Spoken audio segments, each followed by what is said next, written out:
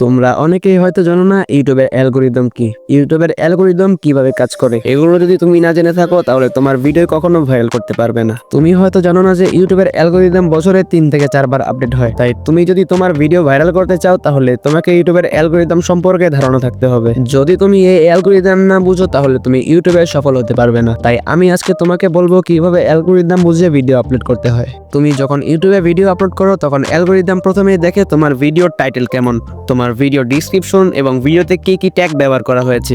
এসবের ভিত্তিতে ইউটিউব ঠিক করে যে ভিডিওটা কার কাছে পৌঁছাবে এবং ভিডিও যে চ্যানেল থেকে আপলোড করা হয়েছে সে চ্যানেলে কোন কান্ট্রি সিলেক্ট করা রয়েছে এবং চ্যানেলটি কোন ক্যাটাগরির এবং চ্যানেলে কোন ট্যাগগুলো ব্যবহার করা হয়েছে। সাধারণত তুমি যখন ভিডিও আপলোড করো তখন অ্যালগরিদম তোমার ভিডিও কিছু মানুষের কাছে পৌঁছায়, তখন তোমার ভিডিওতে যদি ক্লিক রেট বেশি থাকে তাহলে তোমার ভিডিও ভাইরাল হওয়ার চান্স তত বেশি থাকবে। তুমি যখন ভিডিও আপলোড করবে তখন অ্যালগরিদম দেখবে যে তোমার ভিডিওটি দর্শকরা দেখেছে কিনা এবং দেখলেও কত মিনিট দেখেছে এবং ভিডিওটি লাইক করেছে কিনা। তোমার ভিডিওর মান যত বেশি উন্নত থাকবে তোমার ভিডিও ভাইরাল হওয়ার চান্স তত বেশি থাকবে। তাই তোমার ভিডিও যদি ভাইরাল করতে হয় তাহলে কিছু বিষয় মাথায় রাখতে হবে।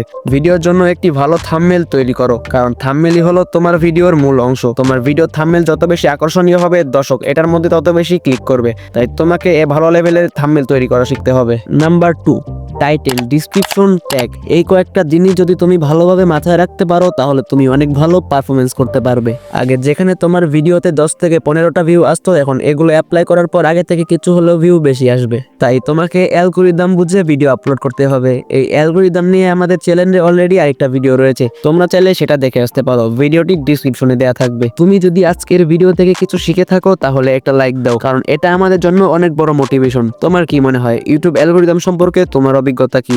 কমেন্ট করে জানাও। দেখা হচ্ছে পরবর্তী আরেকটা ভিডিওতে। Bye bye.